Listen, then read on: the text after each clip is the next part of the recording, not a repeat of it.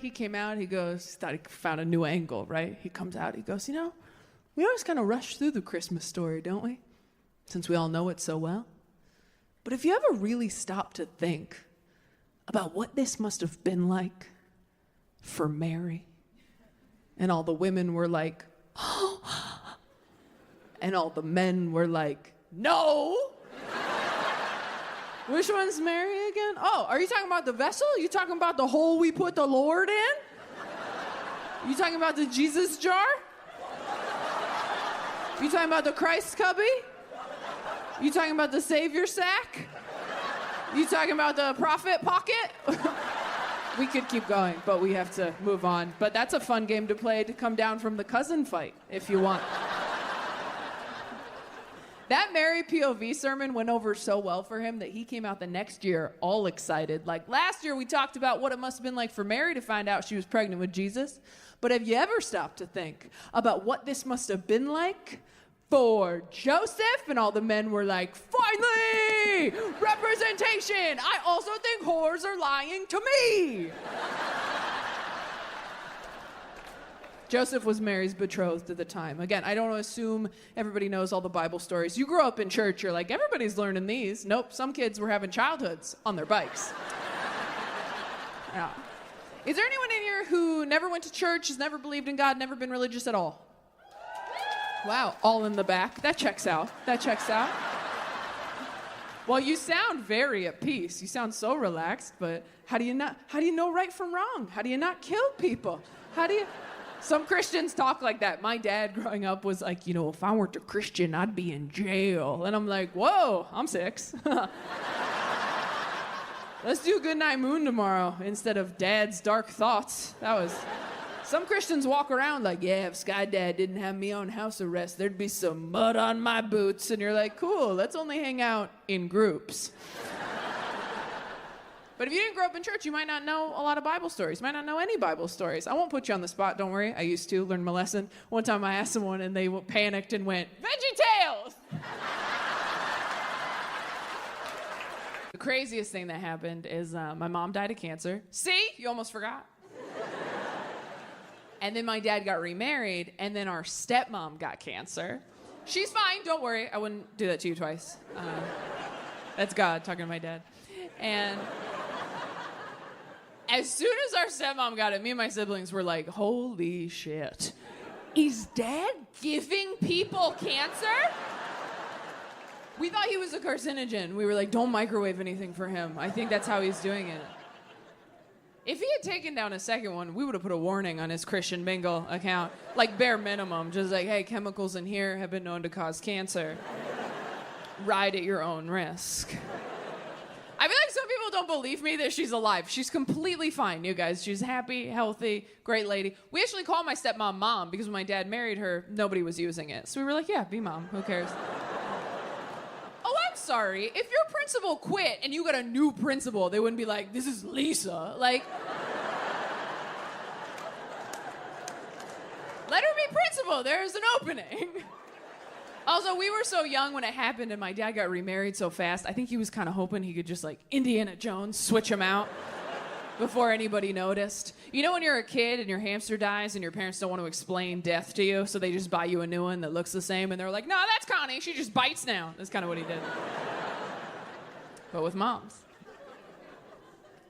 But I never used to talk about any of that. I never used to talk about my mom dying because I didn't want to make people uncomfortable. And also, like most of us with childhood trauma, should be pretty much everyone in here. If you're sitting here tonight going, I don't think I have any, I had great parents, I had a good childhood, and this comedy show, it's not that fun for me.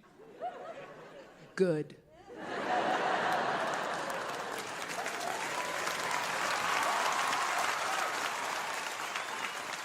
I hope this is the worst night of your whole life.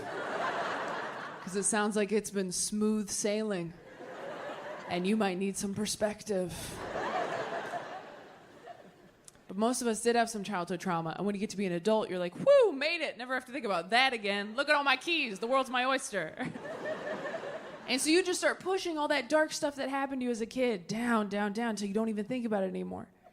And that works for a long time.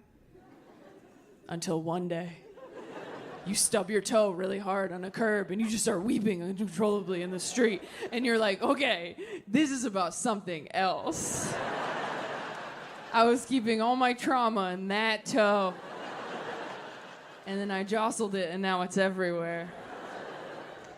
Go back in. And if you don't deal with that stuff, it's going to keep affecting you in ways you are not even conscious of. Like that you can inconvenience your family after you're gone. That's fun for me. Because who's going to say no to taking your ashes home, first off? Like, oh, I couldn't possibly. There's no room at my house. We're full up on haunted cups. Like, nice try. Take me home. I'm so small, right? And then if you want your family to spread you somewhere, depending on how you feel about your family, that's where you send them, right? So if you love your family, you're like, I'd like you to spread me in Hawaii over 7 days of PTO. That's what I'd like. Love you guys, miss you. And then if you don't like your family, you can be like, have you been to Toledo?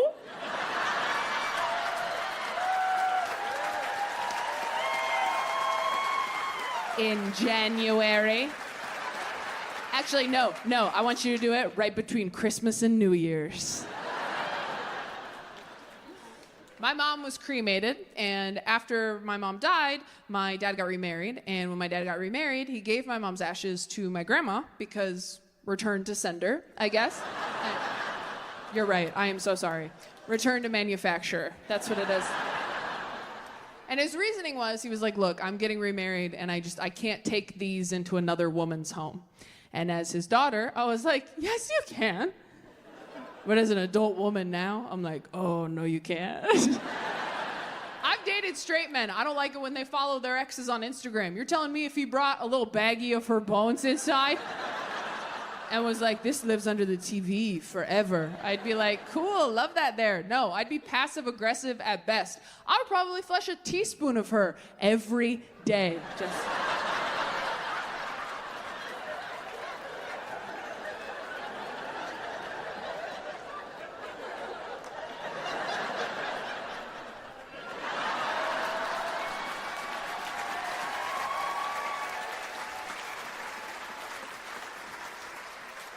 Until one day he picked it up and was like, the urn feels lighter. I'm like, maybe she lost weight. Not you body shaming the urn, babe. You know what's funny about that joke? I don't even really feel that way anymore. I think a younger version of me felt that way. When you're single in your 30s, you don't care about so much. You kind of just want someone who's not going to bug you. That's really, in my 20s, I was so insecure, so toxic. I was like, I need to be someone's first and only true love, their one and only wife. I need to be with someone who does not watch pornography. And now I'm like, you can jerk off to your dead wife if you want. I don't care. You want to put her bones under the TV? Is the TV playing my show? Then that's great. You put as many bitches up there as you want. We'll watch Love is Blind as a family.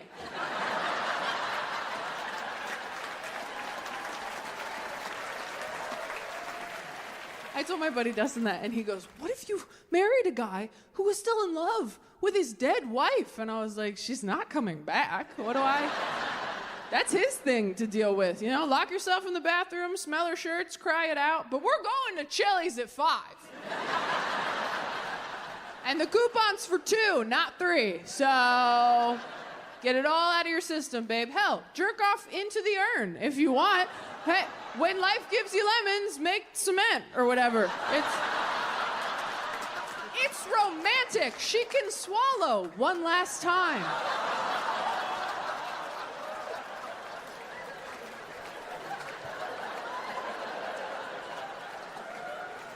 Shame on you for laughing at that. I do think my fear of... Does anyone think they have a weird sleep tip? Super weird. Oh, wow. We got a confident hand right here. What do you got? What is it? Sleep in a different city? Bitch, do you know what my job is? Sleep in a different city? Know your audience. All right, what else we got? That was not a strong start. Anybody else have anything? It's okay if nobody does. Oh, we do right here. Yeah, one thing I found is get a very firm, advanced back support mattress. Get a very firm mattress. Okay, do we need to hear the instructions again? If you think you have a weird sleep tip that I have never heard of, I would love for you to raise your hand and tell me. But if no one has anything, that's completely fine. We have one hand over here. What have we got, Glasses? Cat plus Xanax. Cat and Xanax. If you think that I don't have Xanax, this is your first show with me. Okay, all right. Well, if nobody else thinks, look, it's fine. We're okay. Well, what about here, right here? 4-7-8 rhythmic breathing. What is it? 4-7-8 rhythmic breathing. Rhythmic breathing. Okay, you guys, I'm gonna be honest. Y'all shat the bed on this one. These were some basic answers, and that's okay. What? Did someone say read a book? I'm gonna fuck you up after this show. Meet me in the parking lot. Read a book. Oh my God. Okay, right here. Wow, it's crazy that people are getting more confident as they hear other people's terrible answers. They're like, I can beat firm mattress, surely. What have you got second row? Vicks on your back. What's on your back? Vicks. Vicks on your back. These are not good, you guys. Thank you for playing. All right, what is the last one? Stretch for 5 minutes. Stretch for 5 minutes? I'm never coming back to this city again. Grow up religious. A lot of people grow up sheltered, you know? Round of applause. How many people did not get a sex talk in here? Didn't get one. Round of applause. Oh, yeah, see? All right, now round of applause. Who did get a sex talk growing up? Who did get one? You did right here. Do you mind me asking you how old you were? Is it okay that I'm talking to you? I just want to make sure. If I talk to you and you're not into it, that's completely fine with me. I wouldn't talk to a live entertainer either. Do you consent to crowd work? I need a verbal yes, not just a thumbs up. Yes, see? Not that hard. That's how it's done. All right. All right. How old were you when you got the sex talk? 9. Okay. That seems a little early, but also kind of okay. I don't know how tall you were at 9. Right? Were you asking questions, or were your parents just like, it's time? My mom took me for a picnic in the garden. Your mom took you for a picnic in the garden? Fuck you so hard. Are you serious? Your mom took you to a picnic in the garden to tell you the horrors of sex. I'm sorry, I'm having an emotional reaction to that. That's the most beautiful thing I've ever heard. This secret garden sex talk. Holy shit, okay, wow. What's that like, Lorelai Gilmore? Fuck me. So you weren't asking questions or anything. Your mom was just like, it's time. Oh, you were asking questions. See, a lot of people ask questions, and I didn't realize all these kids were so smart. I didn't know we were supposed to be smarter. I never asked any questions when I was a kid, which is so stupid now that I think about it. Because when I was a kid, before I got my period, I had 3 holes, right? I still do. I don't know why I said it like that. I still do, for the record, just for anybody watching. I still always have had, always will have. I mean, I think when you get your tubes tied, do they seal it? Oh, I'm gonna Google it. Forget this. This was a tangent. I'll deal with this on my own. But before I got my period, I had 3 holes, and one of the holes wasn't doing anything, right? And I never thought to ask anyone around me, hey, what's this unemployed hole doing between my other 2 holes that are working pretty hard? I just walked around all day like, I don't know, that's my big one. God knows what he's doing. That's where my faith goes. After I saw Music Man, I started calling it my glove compartment, but that is another story. This was my sex talk. So when I was 10, I read what sex was in a book, not planning on it, just kind of like, oh my God, tried to forget. Just Assaulted by Judy Blume, quite frankly. And then 2 years later, my dad was driving me home from school, and out of nowhere, he goes, do you know what sex is? And I was like, yeah, Dad, I read in a book. Let's never speak again, right? And he's like, all right, I need you to tell me what it is so I know that you know. My dad made me give him the sex talk. I was like, do you know what it is? He's like, why don't you just tell me what you know, and then I'll tell you what I know. And we'll get to the bottom of this together. I used to ask my parents for relationship advice every time I went through a bad breakup. Don't do that unless you want to learn too much about your parents. I had a terrible breakup in my early 20s, and I remember I was back home. My stepmom was trying to comfort me. She goes, you know, Taylor, there's a guy in my job, so I got HR training. I've never had that before. There's no HR in stand-up comedy. It's the opposite, in fact. They're like, are you harassing people? Great job, start a podcast.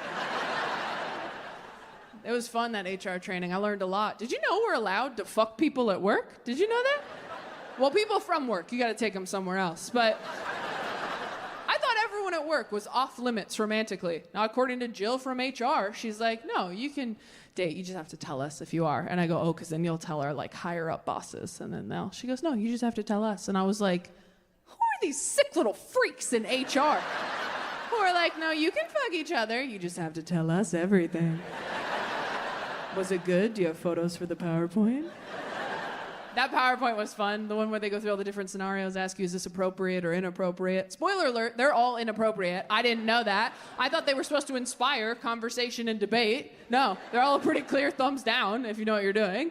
I had my own private HR training, probably because they knew I was the weakest link on set. So they did it during my hair and makeup. So it was me, Deb, and Havana who did my hair and makeup for the show. Jill is going through all the different scenarios, right? She goes, all right, scenario number 1. Kyle tells Sharon on her birthday, doesn't matter how old you get, I would still be down. And he winks at her. Is that appropriate?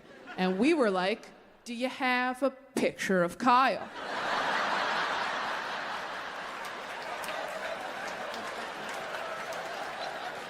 Is it the next slide? How tall is Kyle? What's he smell like? What's he working with? How old's Sharon? Is she ovulating? We don't have enough information to answer the prompts, Jill.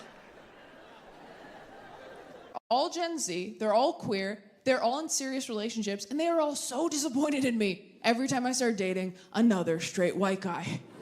They're like, come on, Taylor, fuck the patriarchy. I'm like, you guys, I'm literally fucking the patriarchy. Do you know how hard it is to continue dating straight men when you are surrounded by 3 queer relationships up close? Queer relationships are the most beautiful, thoughtful, creative things I've ever seen in my life. My sister and her partner are in a romance novel. Every time I talk to them, I'm like, hey, I know you had a hard week at work. You doing okay? And she's like, yeah, I did. So to cheer me up, my partner got me my favorite snack in a limited edition flavor. They got me a little vial of sand from the beach we went to on our first date. And you know how I always wanted an easy bake oven growing up and never got it? They found one on eBay. I'm like, oh my God, are they cheating on you? She's like, what? No, they just listen to me when I talk and remember things I say. And I'm like, what? No, go through their phone. This shit stinks. Go through their phone, trust me. She's like, okay, how are you and your boyfriend doing, Taylor? I'm like, oh, we're good. My boyfriend bought me a hot dog because he wanted one, and I was there too. You had to be there. It was so romantic. He was like, what? Sorry, too, I guess. I don't mean to shit on straight guys. You're very sweet. I've dated a lot of you, but oh my God, you are so proud of yourselves for almost nothing in a relationship. It is impressive to watch. Honestly, a straight man will put a candle in his bathroom and be like, I changed my whole life for you. And you're like, you didn't even light it, man. It kind of smells like lavender if you get down real close. I'd trade this candle for a slice of empathy, if I'm being honest with you. Have you tried to explain the concept of empathy to a tall, handsome white guy? That is a delicate conversation. You're like, okay, imagine that you're me, but I'm not. Okay. Hard to argue, touche. Imagine that you feel how I feel, but I don't. Okay. Imagine that you could feel how I feel. I never will. Okay. Imagine you're a basketball player. Okay. What else? I like this game. Fine. All right. So in this analogy, you're a basketball player. And you're a really great teammate. How about that? You love your team. You're loyal to your team. You do everything for your team. And your team is not noticing. Your team is not appreciating you for all you do, for the MVP that you are. And this week, your team forgot your birthday. Now, how does that make you feel? That sucks. Yes. Try and get a hot guy to empathize is like trying to get a woman to come. They're like, nobody move! We're so close. It's a car alarm. It's a car alarm. Stay focused, please. Work so hard. So anyway, I've been trying to figure out if I'm bisexual or if I just But I had to make a lot of decisions when I wrote my will. I had to choose who was going to pull the plug if I'm in a coma. So I picked my sibling Bryn because they are going to inherit my money if I die. And I was like, earn it, dude, right? I go, you decide when that money drops. And they were like, okay, well, if you're in a coma not responding to anything, what do you want me to do? How long do you want me to wait? And I was like, here's what I want you to do. I want you to start Parks and Rec from the beginning. And I want you to keep it playing all day, all night in my hospital room. If we get to the end of that show and I have not woken up yet, start The Office.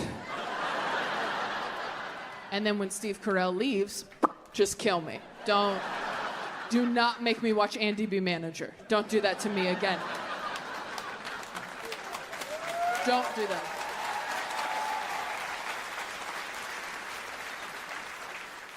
As queer in the last couple of years. And oh, thank you. Thank you.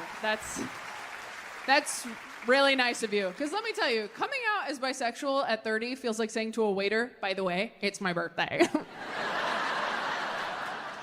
They're like, cool, sing to yourself. You're a grown woman. So you're like, excuse me, I was very brave. I just came out. They're like, yeah, but the coast was clear, wasn't it, babe? Like, I would have come out sooner, but I have 3 younger siblings, and they're all queer, and they kept coming out. They just kept popping out like little groundhogs. And every time another one popped out, I was like, well, that's 6 more months of heterosexuality for me, I guess. I was also hesitant to come out as bisexual because there's a stigma around it, right? When you say you're bisexual, a lot of people assume that you are good at sex. And I'm not, guys. And I refuse to get better. All right? I'm not learning any more tricks, okay? I turned 30, I was like, shut it down. As Jesus said, it is finished. I'm hitting save progress. I'm gonna die on this level. But I didn't want to tarnish the brand of bisexuality. I didn't want to bring down the team. I have so many queer friends who are so open and free with their sexualities. It's like, oh, it's so fun. I have so many like Samanthas in my friend group, and they're so fun and inspiring. But I also think we need some gay prude representation as well. I've been working on anxiety in therapy. That's been my main focus for the last few years. Anybody have anxiety? Does anybody struggle with panic attacks? Has anyone ever gone to the emergency room for anxiety or panic attacks? Oh, a few of us. Look at that. What do we think was happening? Heart attack? Yeah. And then you get there and they're like, oh, it's actually your mind that's attacking you. Yeah. I'll make you feel better. I went to the emergency room once because I fell asleep in AirPods, woke up, couldn't find one, thought I swallowed it.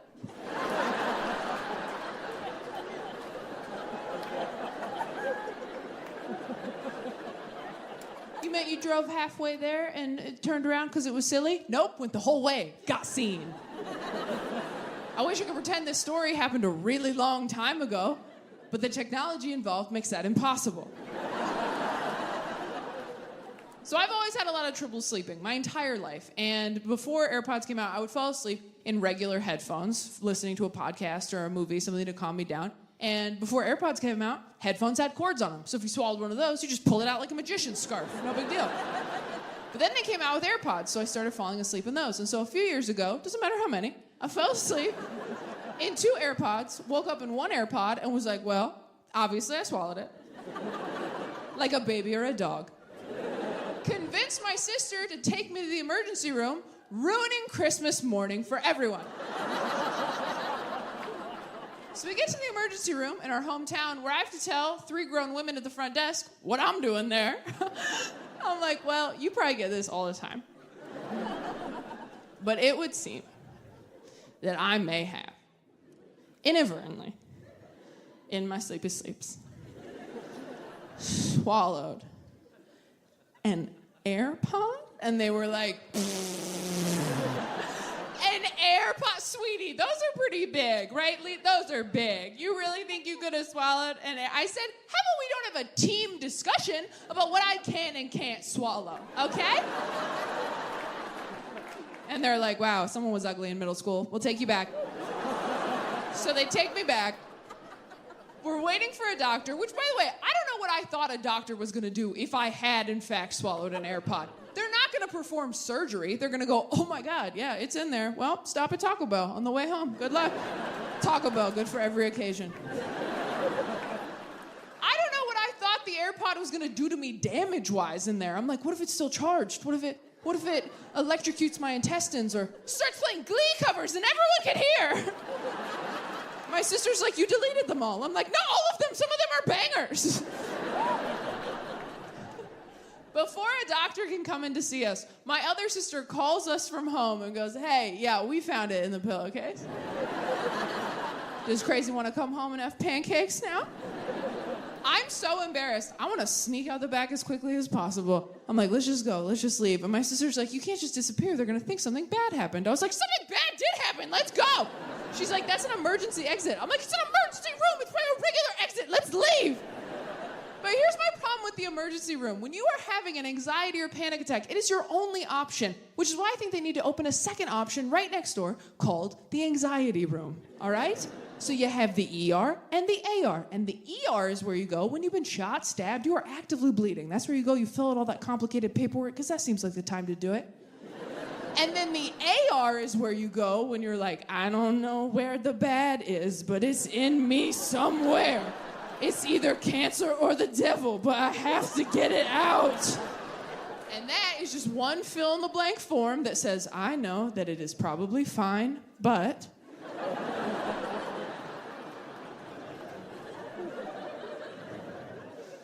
my bones feel itchy. I don't know! I just need someone in a white coat to tell me I'm stupid.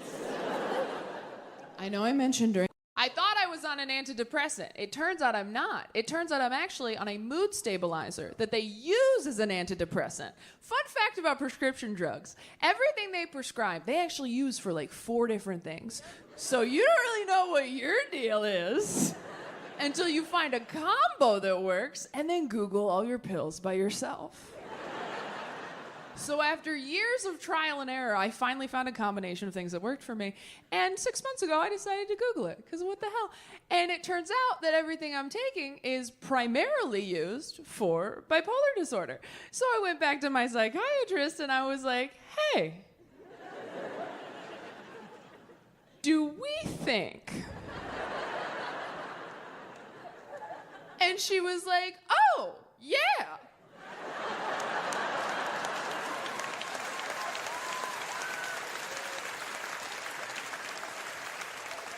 And I was like, is this how you fucking tell people?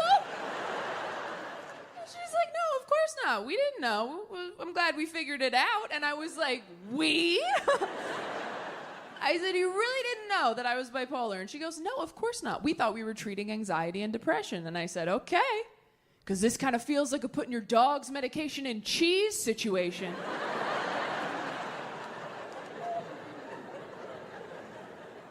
And I was like, I don't know how I feel about this diagnosis. And she goes, well, if it makes you feel better, you don't have to say I am bipolar. You can say I have bipolar, which feels a lot like someone going, I said you were being a bitch?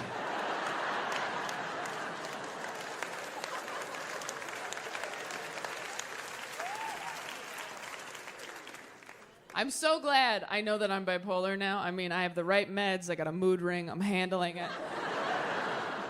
But when I first found out, it was a very tough pill to swallow, and I've swallowed a lot of pills.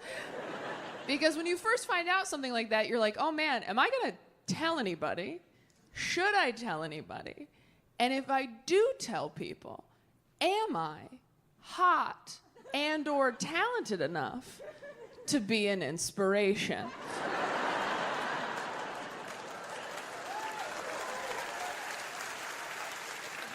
Like, if I have a thing and someone else has that thing and they find out I have it too, are they gonna feel good or bad with that information?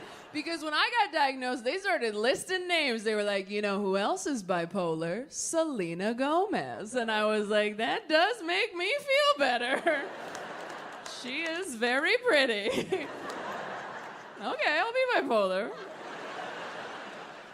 I did not grow up in a household that was very, like, mental health conscious. Like, we were very religious. I don't know if you've ever tried to tell your conservative dad that you have a mental health issue. It doesn't go great. When I was in high school, I was like, Dad, I think I'm depressed. And he was like, you just need some protein. Get a scoop of peanut butter. Yeah, there's a lot of dads out there just white-knuckling it through life right now. clinging to a jar of chunky Jif like it's the answer. Just a buoy in the storm. It'll pass. The only mental health advice my dad ever gave me is I was having panic attacks in high school and I didn't know what they were. And I was very stressed out. And I was like, I don't know what to do. I don't know what to do. And I feel like this. I don't know what to do. And he goes, all right. All I can tell you is that when you feel like this, get as far away from the people you care about as possible. Until you feel different. Which is advice you give a werewolf. Like, just run into the woods so you're not a monster anymore. Don't let them see you change. They won't accept you for what you truly are. And I had friends who scared me too when I was trying to get on medication. They were like, ugh, I tried antidepressants. I didn't like how I felt on them. I didn't feel like myself. And now that I'm on them, I'm like, yeah, me neither. It's the best. Okay? And I do feel like myself. I just feel like now someone's sitting on me going, shh. Stop talking. You will ruin everything. We are trying to help you. You'd be married right now if you just shut the hell up. Remember that? Yeah, us too. We are trying to help you. Go to sleep. Choose a different adventure.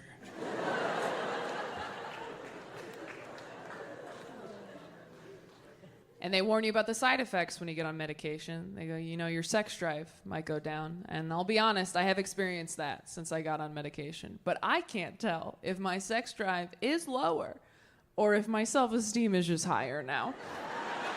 You know? It's like, am I not in the mood or do I just not need the validation? Which is it? Because depression will bring you to your knees and you're like, while I'm down here, might as well make someone feel good. I do not want to waste a trip. If you're not laughing, congrats on your serotonin. And if you're like, what's serotonin? Don't worry, you have enough.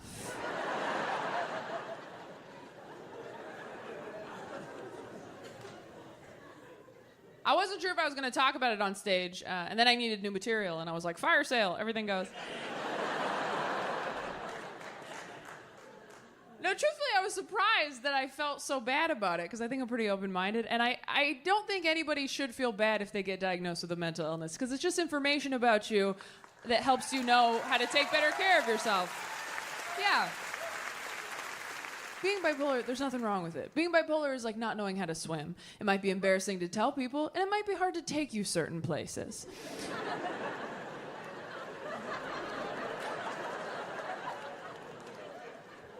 But they have arm floaties. And if you just take your arm floaties, you can go wherever the hell you want. And I know some of you are like, but Taylor, what if people judge me for taking arm floaties? Well, those people don't care if you live or die. So maybe who cares? Maybe fuck those people a little. I don't know.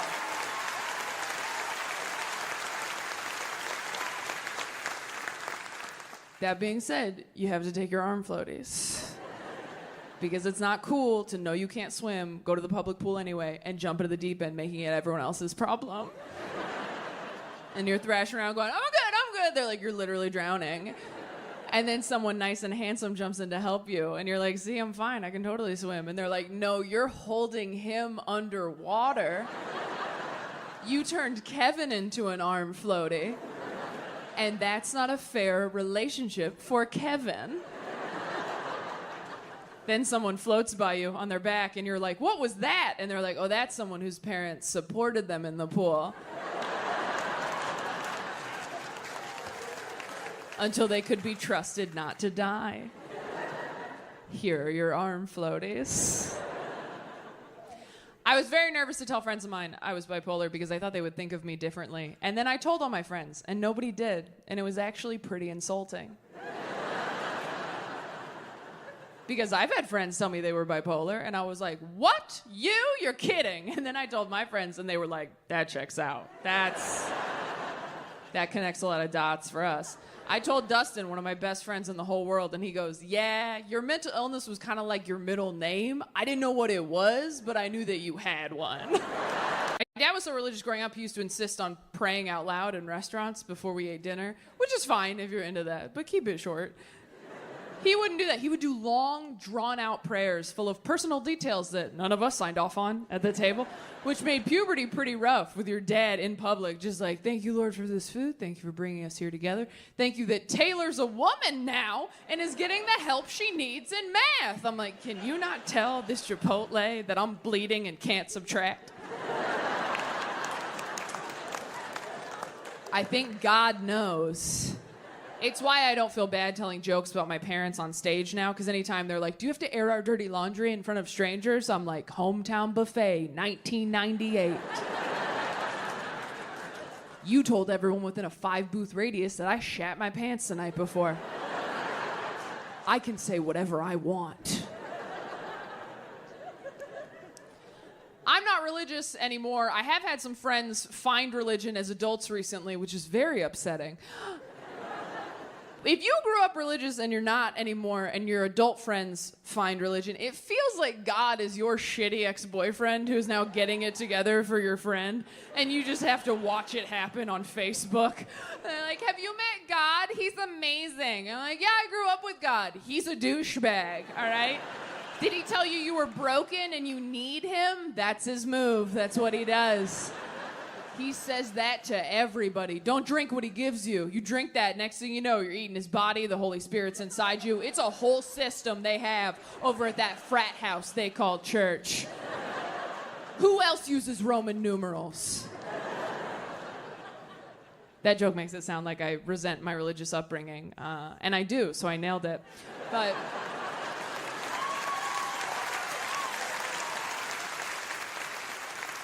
no, honestly, if I had to come up with some stuff that was like positive about me growing up religious, I'm sure I could with enough time and money.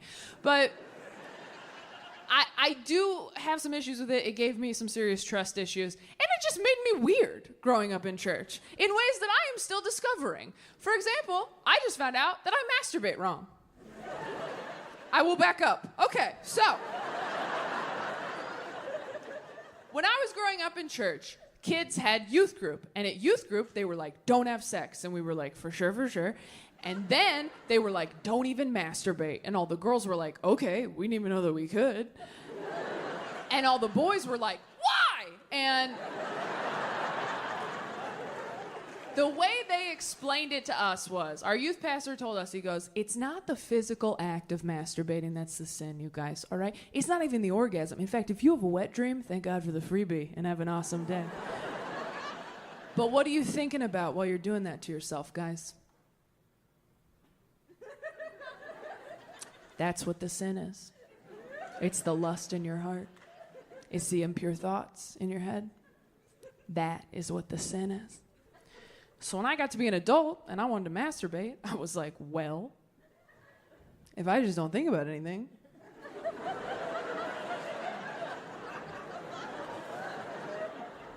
I could probably still go to heaven, right? Just like clear your mind, get in there, get it done. See you soon, Jesus, right? Touch nothing but the lamp.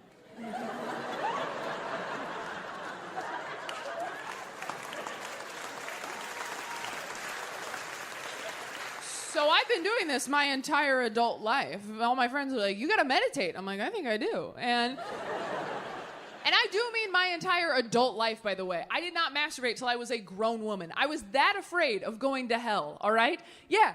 I had my first orgasm with my college boyfriend. Do you know how embarrassing that is to get your first orgasm from another person? That's like having a realtor show you your own house. They're like, and over here we have a second bathroom. You're like, a second bathroom? Like, you've been here for 19 years. You never went poking around on your own? You're like, I did once, but I thought Jesus would get mad. So, yeah, I don't actually own this place. I'm just renting it from the guy upstairs. And if I flood the basement, I do not get my security deposit back. So, is there anything else I should see while you're here? She's like, yeah, let me show you the doorbell. I'm like, oh, is the doorbell even important? She's like, the doorbell is the only thing that matters. Nobody comes inside without touching the doorbell.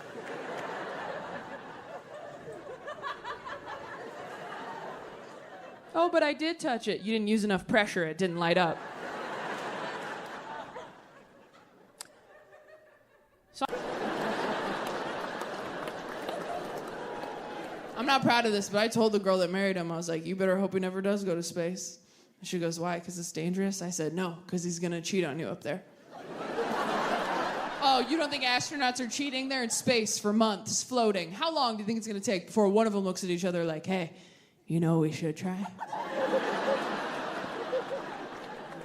Houston, we have a problem. Not a big one. I mean, it's medium. It's not small or anything. I'm just saying what happens in Vegas stays in Vegas. What happens on the moon never even happened. We faked that landing. That's a joke. We didn't fake it. There were no female astronauts back then. Is there anyone in here who grew up religious but is not religious anymore? You're at the right show. All right, of those people, who saved people? Who spread the good news while they were religious? Ooh, bit of a drop off there. That's tough. A lot of us didn't do the homework. You saved people while you're religious, but you're not religious anymore? Okay. Do you ever feel, serious question, do you ever feel like maybe you should, like, call those people? Just a courtesy call of like, hey, remember what I told you about forever? I don't know. What if those people get up to heaven and they're like, look, your sponsor's not in there, so we didn't know you were coming. I don't know. Are you sure? Maybe they Holy Ghosted you. We're sorry. For real, though, you got to go to hell. We're sorry about that. I never saved anybody at all. I was talking to someone who grew up Mormon. I was like, well, you guys were really saving people. And he was like, oh, yeah, baptism for the dead. You guys know what that is? I didn't know. Apparently, in Mormonism, sometimes they will save people after they've died, which really takes the pressure off of saving live people, doesn't it? When you can just go, hey, do you believe in God? And they're like, no. And you're like, that's okay. We'll wait. And then as soon as they're dead, you're like, bibbidi-boppity Mormon.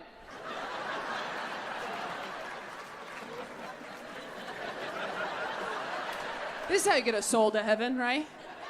Like you're trying to get poop smell out of your hinge date's bathroom. If you're not laughing, you're married, and fuck you, this joke's not for you. Enjoy shitting with the door open. Some of us have to carry matches everywhere. I have a friend who said they knew Prodigal Son, and I go, oh, you know the story? And they're like, oh, no, I just think there was like a show or something. I've heard the term, right? If you don't know the story of the Prodigal Son, it's a story that Jesus teaches, it tells in the Bible to teach a lesson, right? So in the story, there's a rich dad, and he's got two sons, and the older son does everything right, because he's the oldest, and the younger son is like, I want my money now. And the dad's like, okay, that's not how inheritance works. I'm fully alive, but here you go. So he gives the younger son his money. Then this piece of shit fucks right off. Did I mention I'm the oldest of four? This piece of shit fucks right off. And how do they put it? Squanders his wealth on wild living, which is Bible for blows it all on Bitcoin and lap dances. He then has the audacity to come back years later, like, sorry, Dad.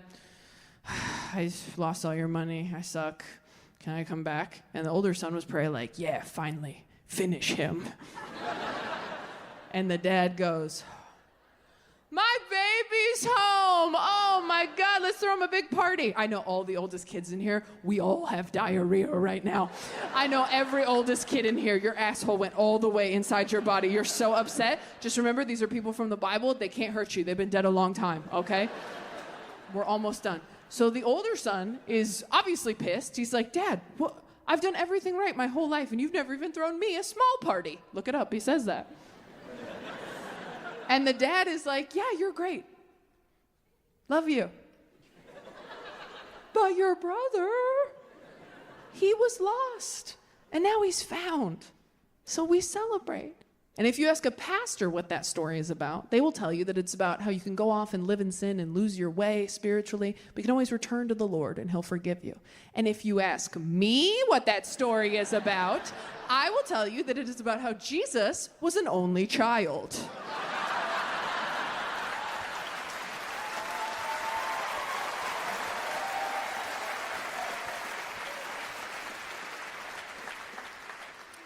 for work. He and I have very similar jobs. We're both out here on the weekends, changing lives. No, he hates it when I say that. He hates it so much. I'm always trying to talk shop with him. I'm like, hey, Jim, how was your early show? He's like, you know it's first service, Taylor. I'm like, well, I just noticed you had a heckler on the late one. He goes, that person was yelling amen and hallelujah to agree. I'm like, that's the worst kind of heckler, Jim, because they're being supportive, but they're still disrupting your flow, right? I go, you know, I donate 10% of what I make, too. He's like, to who? I'm like, my agent, but it's still a tithe. I'm like, I'm kidding, Jim. I know we don't do the same thing. But think about this. I make them feel guilty Saturday night. You save their ass Sunday morning. I set them up. You spike the ball. You're welcome. I helped.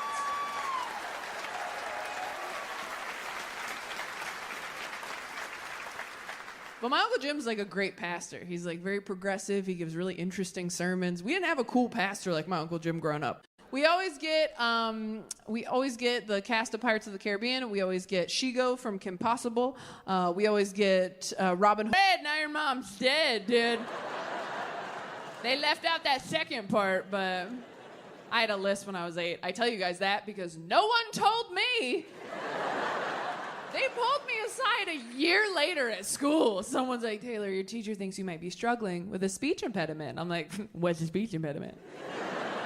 Are you sure you have the right person? Because I'm crushing it out there.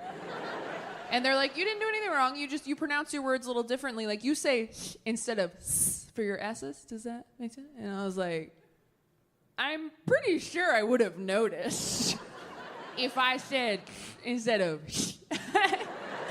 Hope you found who you're looking for. If you have any follow-up questions, I'll be on the seesaw.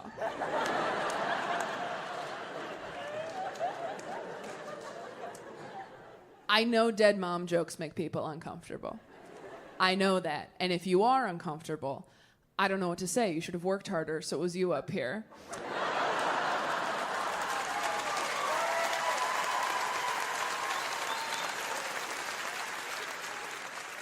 No, honestly, I never want to make people feel uncomfortable with that information. So much so that I used to lie to everybody growing up. I used to tell everybody that my parents were separated so I wouldn't have to say my mom's dead.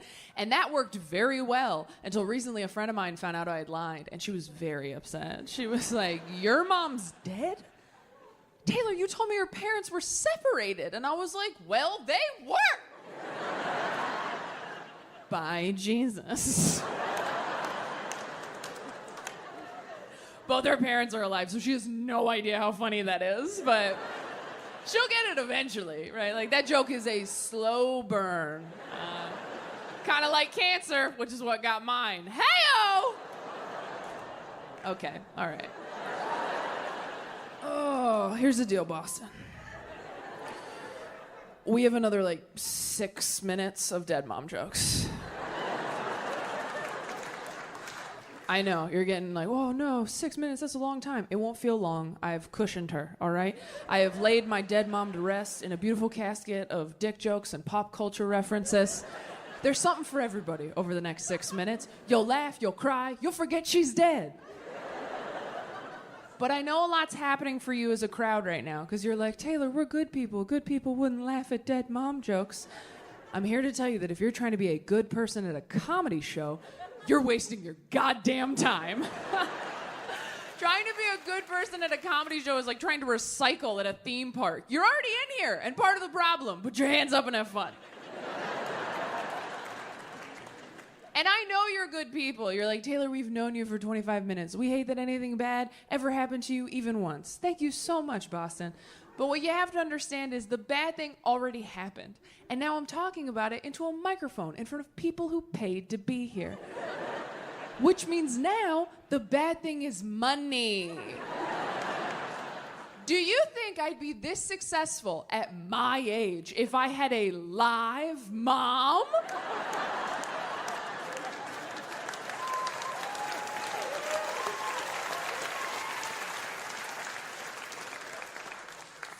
No. I'd be a creative writing teacher who loved myself, and I'd be sitting in the dark with you peasants, okay? She's in heaven. I'm on Netflix. It all worked out.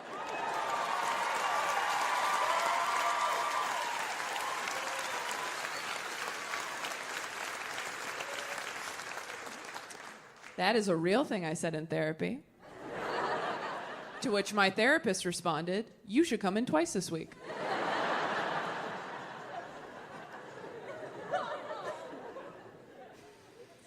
Some people get sad because I was 8 when it happened, but 8 is a great time to lose a parent because you're so stupid, you barely know what's going on. But that's why we're in therapy. People are scared to go to therapy because they think it's someone sitting in a chair going, you suck. But it's not. It's you in a chair going, I suck. And then your therapist is like, that's great, let's start there. Therapy just helps you get to the bottom of why you're trash, okay? You go into therapy and you're like, here's all the stuff that sucks about me. And she goes, okay. And she puts it all up on the wall like you're solving a crime together. Fun! And then she gets some of that red string that detectives use at home when they've been thrown off the case for going rogue.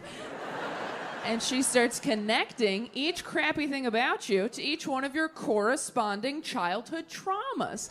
And you're like, oh my God, that's why I'm like this. And she's like, that's why you're like this. And you're like, am I fixed now? And she's like, God, no.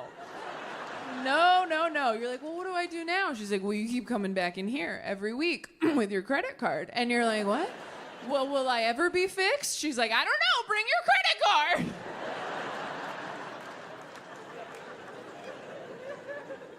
I've got to the bottom of a lot of stuff in therapy. I'm an emotional eater. I don't know if anybody else identifies with that. Cool, 7 people. Everyone else is like, no, we just eat till we're almost full, and then we thank God for the opportunity, okay? Food is just fuel for me. If you're one of those, fuck right off, for real. I'll refund your money. I don't need your support. I'm doing fine.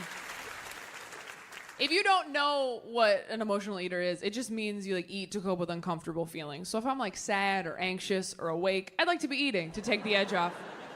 If you still don't know if that's you, you can ask yourself a few questions to find out. Number 1, when you eat nachos in public, do you get kind of mad that other people are there to see it? Do you feel like nachos should come with a privacy curtain? I do. Have all the best meals of your life taken place in your own car around 11 p.m. under a flickering street lamp? Have you ever eaten a brownie while you felt okay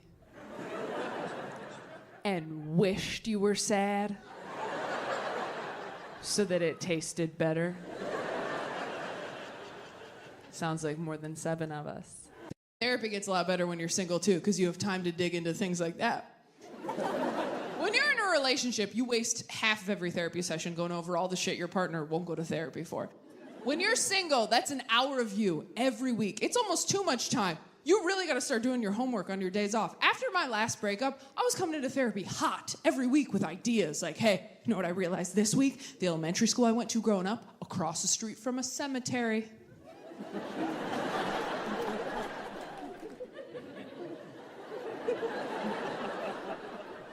And she's like, okay. And I'm like, I don't know, but that really seems like something, doesn't it? I bring the ingredients, you bake the cake. I'm not a doctor. I went down deep inside me, found something scary, brought it back up to you. I was so brave, where's my treat?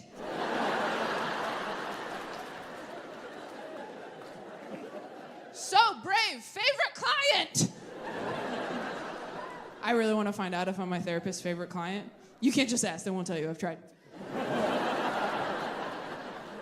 The only way I can think to figure this out is to get in touch with another one of her clients. And then me and that client plan to call her over the weekend, separately, at the exact same time. Suicidal. And then we just see whose call she takes. We both want to end it. Who you want to keep here, Dr. S? And then whoever wins that face-off, we go to the next set of clients. And we just kind of do brackets, you know? Sort of like a March Sadness situation.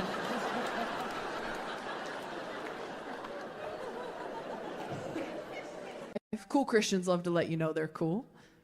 They do. They love to, like, swear in front of you. They're like, look, I understand why you have doubts. I get it. I watch the news. Shit is fucked up. Then they look at you like they did a trick on a skateboard.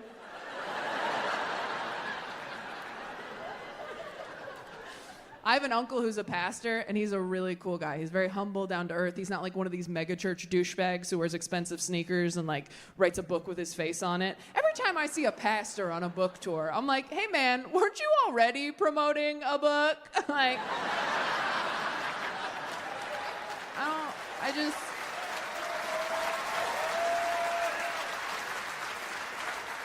how many bestsellers do you need, Joel? My uncle's really cool. He's the only person in my life who understands what I do really good. That was not the feedback I kept getting from romantic partners, by the way.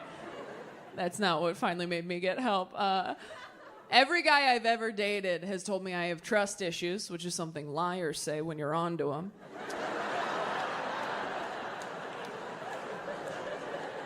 You have trust issues, babe. You have a hot coworker and a locked phone, so...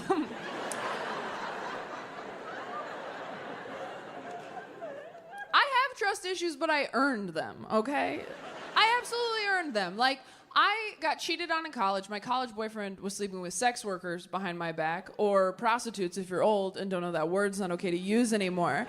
Sometimes older crowd members can get confused because they're like, what is a sex worker? Is that what my granddaughter does on Instagram? And you're like, no. She's just hot. That's a FabFitFun box. That's a different thing. Your granddaughter doesn't, that's not a job. That's not real. You can't say prostitute anymore. Calling a sex worker a prostitute is like calling a comedian a clown. You're not technically wrong, but you are a fucking asshole. So. But I told my therapist I got cheated on like this, and she didn't say what I wanted her to say, which was, poor baby sweetie, this session is free.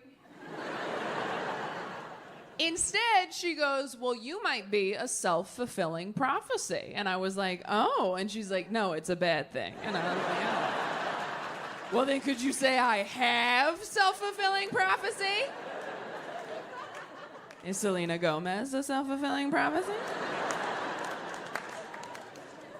And I said, what does that mean? I'm a self-fulfilling prophecy. And she goes, well, sometimes we expect someone to treat us poorly, so we treat them like they're going to treat us poorly until they do. You thought someone was going to cheat on you, so you treated them like they were going to cheat on you until they did cheat on you. And then you were like, see?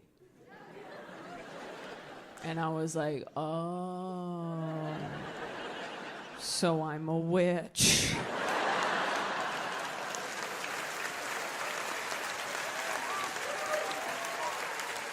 And she's like, ooh, so close, you're a bitch. You gotta... That me, I'm like, whatever, all I heard was Gryffindor!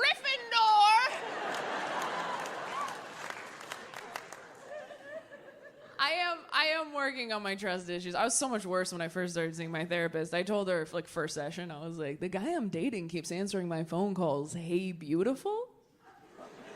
And she's like, so what's the problem? I was like, I mean, I don't know yet. But when I find out who beautiful is, she's like, do you think it might be you? I was like, I'm sorry, I thought we were here to work. I think I'm cute or whatever now, but I was an ugly kid with honest parents, and that shit stays in your bones, all right? If you were an ugly kid with honest parents, I don't care how attractive you grow up to be. At any point, if someone's like, you look really nice today, you're like, yeah, whatever, I know the goddamn truth. When I was 10, I said, Dad, am I pretty? And his response was, look. I'm not the best looking guy, right? No, but I wake up every morning and I try. I take a shower, I put on a nice suit, and I do okay. And then he went to work. And I became a comedian, I guess. That was his response to his 10-year-old daughter. Just like, you and me, potato face, these are the cards we were dealt. Get clean and match. That's all you can do. Don't sleep on wet hair. Can't do that. Maybe wear a hat sometimes. Cover up some of that head. I'm sorry, there's so much of it. I think I'm pretty. I have a big head. I know I do, because every guy I've ever dated has made a point to be like, I love your big head. That's my favorite thing guys do when they compliment the thing you hate most about yourself. They're like, I love your soft arms. You're like, okay.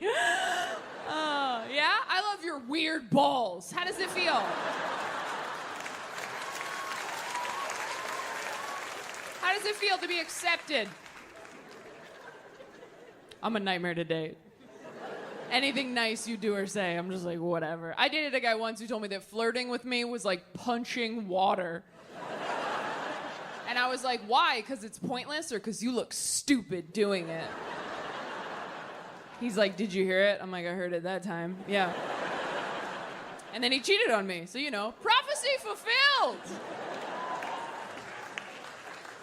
I can't help it. At the beginning of a relationship with a guy, I just assume anything nice he does is a move he pulls on everybody. And I'm not gonna fall for your choreography, sir. I'm like, oh, is this your move? You open the car door for me on the date? This is like your move? This is how you do it? That's cute. Bet that works a lot. Oh, is this your move? You go with me to my grandpa's funeral, hold an umbrella over my head in the rain? This is like your move? This is how you do it?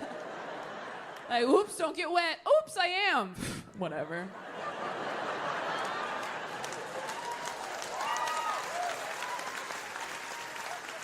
This ain't my first rodeo. I used to have 2 grandpas.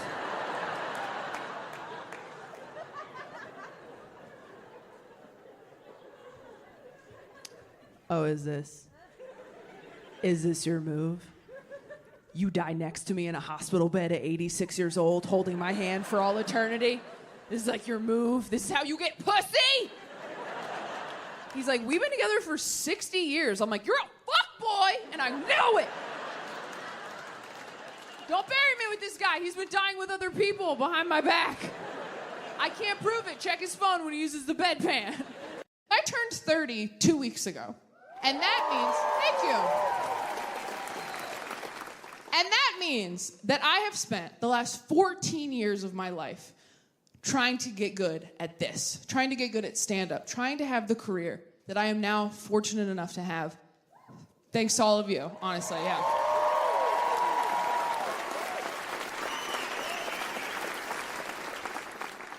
And as grateful as I am, and as lucky as I am, it has really made me, this year especially, go, oh no, I don't know if I'm gonna be good at this other stuff. I mean, I know I'm a good comedian. I don't know if I'm a good person. I don't know if I'm a good parent. I don't know if I'm a good partner. This hour of material that I'm doing right now, that's like, can I have it all? I don't even know. This is not a bit, DC. I am genuinely concerned. Because I know how hard it is to do this job and be in this business and have a family. I see how hard friends of mine work at it. I also see how little work people put into it. There are a lot of people in this business who are like, you can have kids and travel. They got FaceTime now, which feels like tying your dog up outside a coffee shop and going, I can see him through the window. He's okay. And I still have a lot of childhood shit that I'm working through on my own. I don't want to put that on a kid, right? Like, I was watching a TED Talk recently. Sorry, I was watching a TikTok recently. I always get those confused. The information's still good, it's just vertical. That said, if you have childhood trauma you are still working through as an adult, you need to learn how to parent yourself as a grown-up. So I've been trying to do that in order to heal. I've been trying to parent myself. But I kind of feel like I got pregnant with me in high school. And I was not ready for this responsibility. And now I wake up every morning, totally overwhelmed, trying not to shake me. Like, okay, if I let you watch TikTok on my phone for 30 minutes, will you please stop crying? All my friends are like, are you okay? I'm like, no, I think I have colic. I kept me up all night. I love TikTok, but you know what's so funny to me about TikTok? All these kids on TikTok who are like lip syncing and dancing and like pretending they're in a music video, right? We all did that growing up, didn't we? Yeah, like alone in your room in the mirror, hairbrush, of course. But if anyone had walked in on you doing it, you would have killed yourself, right? And these kids are online, like, I hope millions of people see this. It's like, you could benefit from some bullying, I think. Might have overcorrected a bit. But I do have a lot of friends who are getting married and having kids, and, they're condescending as hell. It's so funny how the same girls who used to wake up drunk on train tracks are now like, I don't know how you stay out past 10 p.m. Your lifestyle's really unhealthy. I'm like, I've seen you snort coke off a rusty bike rack. But you keep sniffing that baby's head like we all forgot.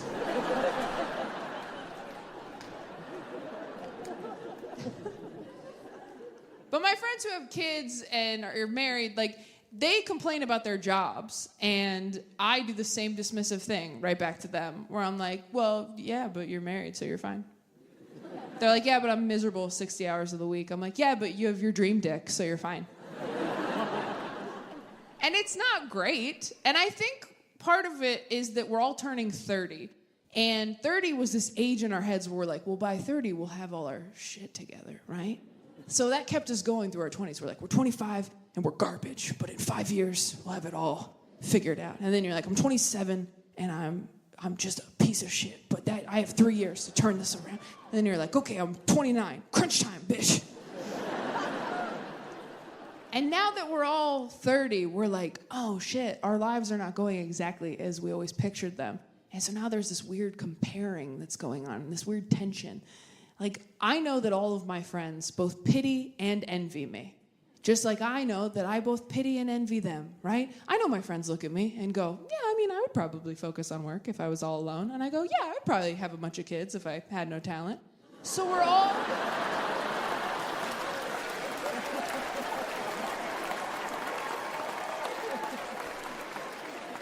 And it's not healthy per se. But I do think it's good to focus on what is going right in your life. I think that that's gratitude. I think that that's important. And it has gotten me through a lot of weddings and baby showers to have my dream job. To sit in the back row like, yeah, whatever. Have your bullshit love party. Hope it works out. I'm still gonna have the coolest job of anybody you know. And that was true until somebody married an astronaut. And everybody's so impressed. I guess astronaut beats everything. They're like, you gotta admit, Taylor, that's the coolest job. And I'm like, oh, he's gotta wear a costume or he'll die? Fuck off. That's a dumb job. No, if I can't breathe somewhere, I don't go there, Dan. That's just science. Dan hasn't even been to space, you guys. He just goes to work and practices space. That's his job. He goes in, they put him in a roller coaster ride. They're like, don't throw up. He's like, you got it, Captain. What a hero. Of being single. I used to just jump from relationship to relationship to relationship because I was so scared that I was gonna die alone. And now that I'm older, I'm like, I'm not gonna die alone. I don't go hiking by myself, all right? Someone will be there when I die. A doctor, a murderer, someone will bear witness. But I've been single for the last year now, and it has been the most relaxing year of my entire life.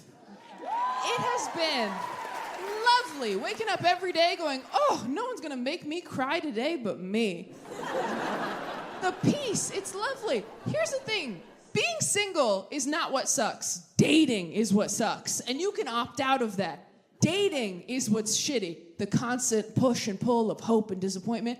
Dating feels like being a stuffed animal in a claw machine, like, oh my God, it's happening! No, it's not.